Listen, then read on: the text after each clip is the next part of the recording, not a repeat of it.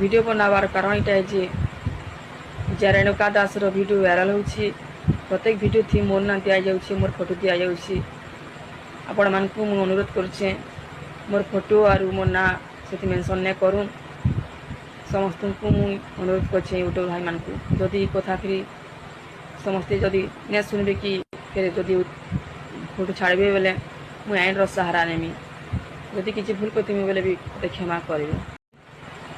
Video ବନାବାର କାରଣ ଏଇଟା ଯେ যে ରେଣୁକା ଦାସର ଭିଡ଼ିଓ ଭାଇରାଲ୍ ହେଉଛି। ପ୍ରତ୍ୟେକ ଭିଡ଼ିଓ ଥି ମୋର୍ ନା ଦିଆଯାଉଛି, ମୋର୍ ଫଟୋ ଦିଆଯାଉଛି। ଆପଣମାନଙ୍କୁ ମୁଁ ଅନୁରୋଧ କରୁଛେ ମୋର୍ ଫଟୋ ଆରୁ ମୋର୍ ନା ସେଠି ମେନସନ୍ ନାଇଁ କରୁନ୍।